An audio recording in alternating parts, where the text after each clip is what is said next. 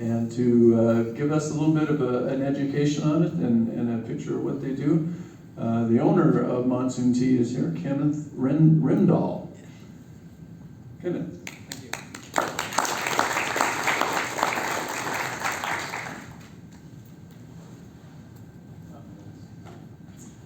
Hello everyone. Now, there was quite a lot of people who's been to Monsoon. It's nice to see. Well, my name is Kenneth Rimdahl and I'm from Sweden. And I've been working with tea since 1994. When a friend of mine convinced me to go to Madrid, where I loved clubbing in Spain and so on, and it was nice, more fun there than in Sweden. So he convinced me to go to Madrid and open up a tea shop. But he forgot to tell me that Spanish people hate tea. So it was kind of difficult. But it started to work little by little. And finally this company that my friend started and I started in Madrid, today have 120 tea shops in Spain and Latin America. So it's quite a big company. But that's not Monsoon Tea. But that tea shop in Spain was the way how I found the tea here in Thailand. Because I came here to source teapots in Lampang, ceramic teapots. And I have no idea that Thailand had tea. I never heard about tea from Thailand. So I meet my friend Ek, who today is also a partner in the company. And he told me that Thailand had tea. And I said, no way. Thailand, I would know that. I work with tea, I know what countries have tea. But he said, yes, and he took me to World Market. And he showed me this. He showed me this. And he said, look, we have tea. This is tea. And once again I said, no, it doesn't look like tea, does it? This is spinach or something, you know. So then he took me up in the mountains and he showed me where this come from. And actually, it was tea. It was tea. And it came from the tea plant, but the tea plant was growing in the forest together with all the other plants and so on. So I was quite shocked because this is how I've seen the tea before when I was traveling in Japan, China, India, Sri Lanka and so on. These kind of beautiful tea plantations. And these are the normal way how tea grows. 99% of the tea grows in these ways. And these tea plantations are very beautiful and they're also important because tea is the second most consumed beverage in the world after water. You can see like 2 billion cups are consumed by day in the world now. So there's like, tea is a really big product. A lot of people drink it. So anyway, and these plantations are very beautiful and they are efficient, so they can pick very quick all the leaves that we need to produce tea for everyone. You can also use machines in these kind of plantations because they are very straight like this. So that's very practical. But there are also some negative things with this kind of normal tea plantation that we see. They are normally, one of the bad part is the deforestation. So normally all this area where we put this tea plantation, before it was forest, and you cut that away. And that was okay to do that long time ago because we had a lot of forests. We can do these monocrop practices, but today it's different.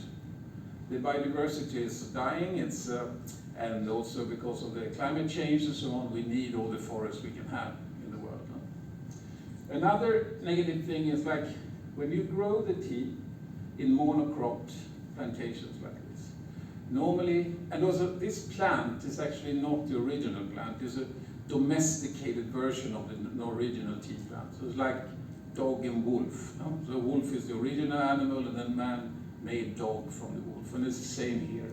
So this plant is not so strong. And also when it grows in a monocrop plantation, there is nothing to protect it. So we humans, we have to protect this plant. And we normally do it with pesticides and fertilizers. No? That can be organic, it can be organic ways to do it and so on, but normally every plantation I've been to have a place with the chemicals. If it comes an attack from insects, they go for the chemicals to kill it. So this is a negative thing. Another negative thing is like because of the climate change, the heat is getting hotter and hotter. More and more tea plantations need irrigation systems, and this is water that should be used for other things. So these are negative things. But to talk about what we do in monsoon tea and this Miang and everything and what I'm doing here, we have to go back to the history, the beginning of long time ago, before people know about tea. The tea actually comes from this region.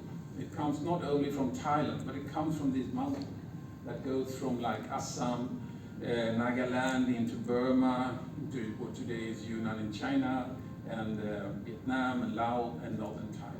This is the birthplace of the tea plant. So the tea plant has always been growing here, long before people came here. So here you can see this big tea tree there. This tree there, this is my nephew standing beside the tea tree. That tea tree had now been measured by an international forest department or something to be more than 3,000 years old. This is older than Buddha. It's quite cool. So the tea still grows in the northern part of Thailand, in some areas completely wild. So I don't want to pick leaves from that big tea tree. I think a tea tree like that should be left alone. But I did, before I knew it, where it come from, my Lahu friends, they actually did pick tea from there, and it's the best tea I ever had. But I don't want to take tea from that old tea tree. But around in this area and in other areas, there are these wild species of tea growing. And this species here is kind of a bit special because it's been growing in a wild plant always changes according to where it stays. So it's like it tastes very different. The wild tea that grows in this area tastes very different from other teas and so on because it has different genetics, no? That creates different genetics.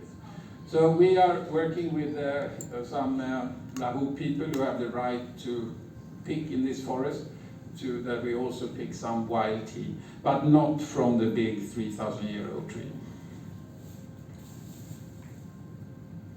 So anyway, coming back to, so the tea was growing wild in the forest, and then people that were nomads started to populate the mountains around this area. So they started to check everywhere, what can we eat? Not what can we drink, because they had water. But so they checked everything, and they probably started to eat the tea, and they found that this is like, give me energy. So a little bit like a Red Bull or something, so they started to eat it. But then they probably realized that, oh, the tea gets dry, and I can't use it, and it doesn't grow everywhere, so we have to keep it one way. So they actually started to ferment this thousands of years ago. So the first way how people started to actually process the tea was the fermentations of the tea and the creation of the miang. So I was pretty wrong when I told my friend that Thailand has no tea. Well, it's the birthplace of tea.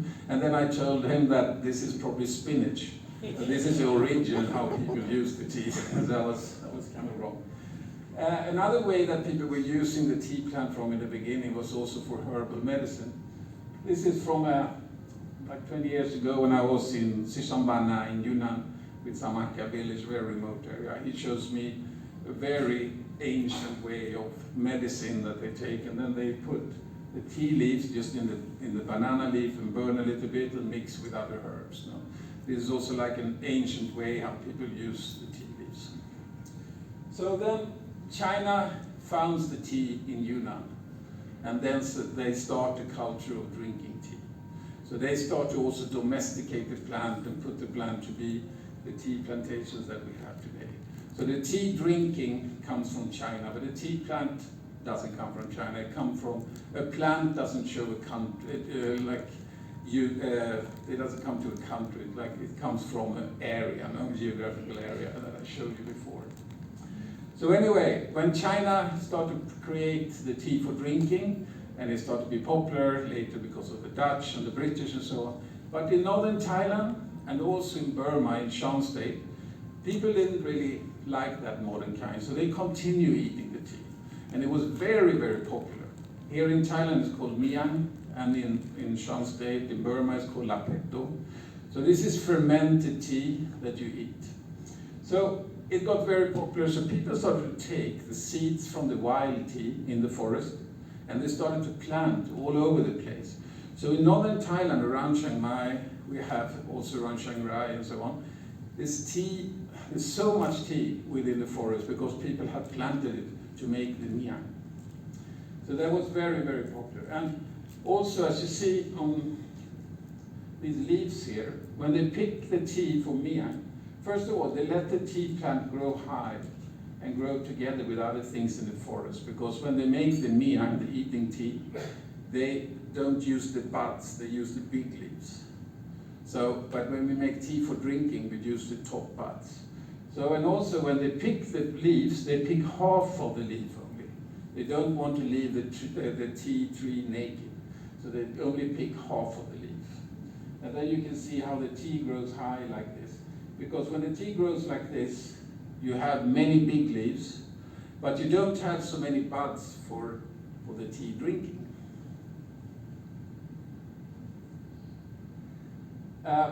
Anyway, the miang consumption, the miang business is really lousy these days because nobody under 70 eats miang anymore. So the volume of miang being produced has dropped down enormously.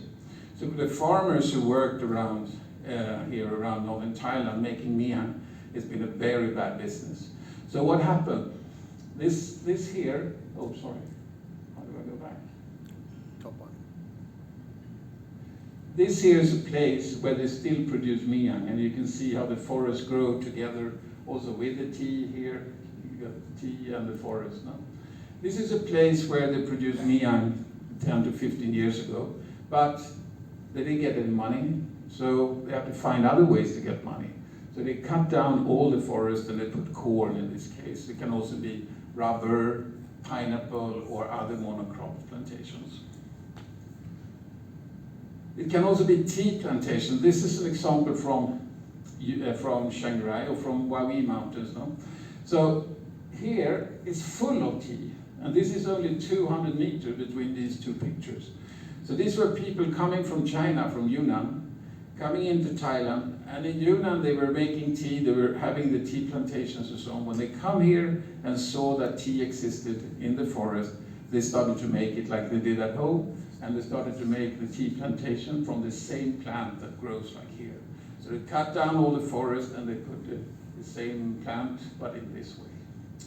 So what we in Monsoon Tea, what we want to do, we want to work with things that keeps the forest. We want to make tea that we call forest friendly, and using the tradition of the Thai culture of actually having the tea together with the forest.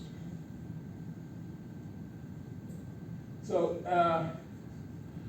when we do that, so normally when we have every place we work with, today we work with 9 different communities and we are adding 3 more right now, but they all have different stories. Some people did tea before, but they did it in respecting the forest. Some people didn't, they did miang and so on. But normally what happens, what we do is like, when there is miang farmers and they cannot make any money, they want to do tea. So we go in and then we prune the tea bushes. You see there, and here as well. There are small bushes here. This is the tea bushes. But before, they were growing high, so it was just a massive forest. But we just prune the tea bush, so we get them smaller, so more buds come out from the plant. Because when they grow high, you have many big leaves, but not so many buds. When we cut it down, we get a broader plant with more buds, so it's more efficient for make tea for drinking. No? So here you can see, so we prune the tea bushes, but we keep the rest of the trees and the rest of the forest to grow. So this is how most of our tea grows here in Thailand. And this plant comes from the plant Camellia sinensis assamica. So this is actually a plant that, the reason why it's called assamica is because we Europeans, we knew about the tea only in the beginning. Linné, who made the classification of the plants, he only saw it on drawings from the Dutch. So he called it Camellia sinensis. And that was, the Dutch have seen the tea through the Chinese and the Japanese. So he called it Camellia sinensis. And then when the British, at the same time more or less as they stole the first seeds from China, they also colonized India, and they walked in Assam, in the forest of Assam, and they find the wild tea there. They find the tea in the forest, and they realize it is tea, but it's different from the tea that they got from China. So that's why they started to call it Camellia sinensis assamica. It's not because it comes from Assam, because this was the same tea that grew in Assam, that grew here, as in Yunnan, as in Laos, and so on. But the name comes from the British, because they found it in Assam. So when we do this kind of forest-friendly tea, we haven't got a lot of, it's quite good, because we don't need any pesticides or fertilizers, because we're working with a plant that is growing here longer than people have been living here. So it knows, first of all, how to defend itself. It has more tannins in the plant, which is a natural protection against insects and bugs and so on. But also we keep the biodiversity. So as you see here, we keep everything here. So even there are some bugs and so on who likes to eat this plant. But because we keep all the biodiversity, if a bug comes to eat the plant, there's always another bug eating that bug. So we don't need any pesticides. We just don't need it. And we don't need any fertilizers either, because the leaves, you see, from the other trees, and the root system from the other trees gives back nutrition to the soil. So we don't need any fertilizer. And we don't need an irrigation system, because first of all, there's more shade around the plant, so it doesn't absorb so much water. Secondly, this kind of plant, who's been living here forever, have very, very deep roots, so it always finds water. So we never need an irrigation system or anything. Even in the driest year, there's no problem with this kind of tea. Yeah, so when normal tea production in the world want to kill everything around the tea plant, we don't. For us, all the insects is the protections for our plant. The more kinds of insect we have around our tea plant, so we have like insect traps and so on around our tea plant to measure that. The more insects we have, the more protected is the plant. And the more other things that grows around our tea, the better is the soil, the terroir, the better taste of the tea later on. So our idea is that we want to sell as much tea as we can, so that we buy from farmers, but we only buy from farmers if they not cut down the forest, or if they reforest an area. That happen now as well.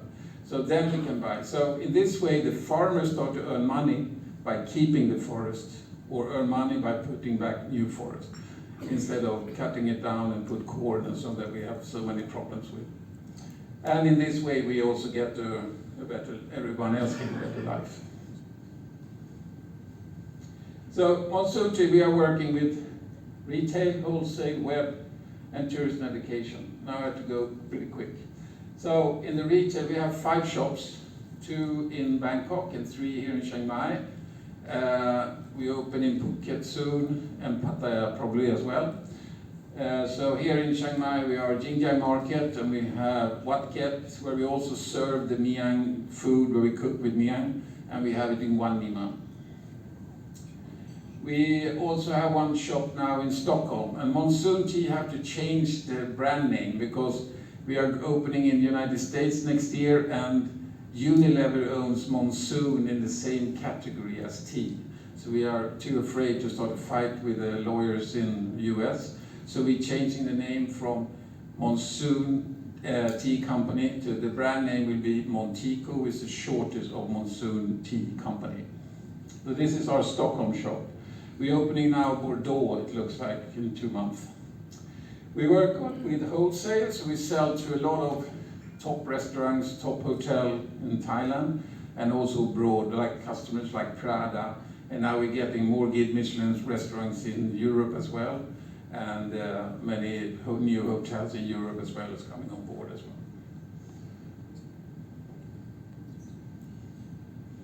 well. And sometimes we do kind of, so this is the Spanish company that I worked with before. They want to, so we have a second label called just Forest Friendly Tea. So they buy tea from us, but they don't want to like have double names, like, so we have this brand name as well, it's called Forest Friendly Tea, which is descriptive. So we can work with other companies, tea shop, Forest Friendly Tea. And this we have deals with now with many new companies as well, that's gonna open like that. We work online on the web, of course. And yeah, tourist education is something that we did a lot before COVID, and COVID destroyed it all. But we are working on now 2 different programs. So I think like when the next high season comes, we will have good trips to be able to go and visit our tea areas and see how to make tea and make your own tea and things like that. So we're working now again on to come back with the tourism and so on. I think that now my time is out, so I think I have to say we cannot go into these things. So, this, I just have to say this. It's pretty cool to work because this insect there, I got an insect named after me. I'm so proud of it. So this is a wasp that has my surname, Rimdahl. And you can see here also that we work with the insect traps and so on to measure how much biodiversity we have around our tea plants and so on. So, yeah. So thank you very much, and you're welcome to Monsoon anytime and try our tea. And also for you that the miang, I actually told my staff to come to make some miang kam, which are small things that you can eat. So you can probably try outside later some miang if you want to, because it's a very delicious and extremely healthy thing. I now, just because I love to spread the word, I'm now giving it away to 3 Guide Michelin restaurants. They're starting to do different things with the miang because it's a beautiful product. Okay, thank you everyone. Thank you.